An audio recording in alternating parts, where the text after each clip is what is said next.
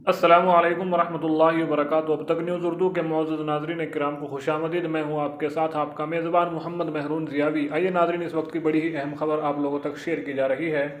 जैसे कि आप जानते हैं, कर्नाटक के अंदर हिजाब का मामला रुकने का नाम नहीं ले रहा है। इसी के बीच एक बड़ी खबर जो सामने खुल कर आ रही है वो आप तक पहुँचाना यकीनन बहुत ज़रूरी है। कर्नाटक में मुस्लिम तालिबात पर हिजाब की पाबंदी के असरात पर एक रिपोर्ट जारी की है। रिपोर्ट में मुस्लिम तालिबात के लिए तालीम के दरवाजे बंद करना, कर्नाटक में मुस्लिम खवातीन तालिबात के हुकूक के खिलाफ वर्जी, पाबंदी के सिलसिले में कॉलेज के हुक्काम और इंतज़ामिया और पुलिस हुक्काम के किरदार का भी जायज़ा लिया गया है।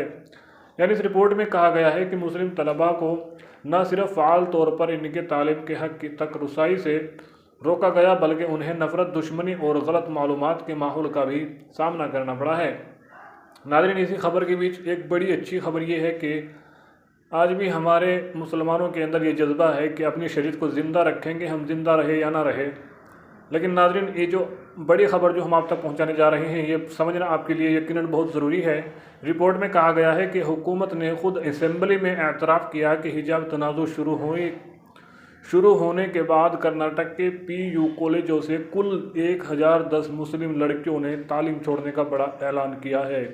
नाज़रीन, इस वक्त की बड़ी खबर है जो हम आप तक पहुंचा रहे हैं कि 1010 मुस्लिम लड़कियों ने तालीम छोड़ दी है।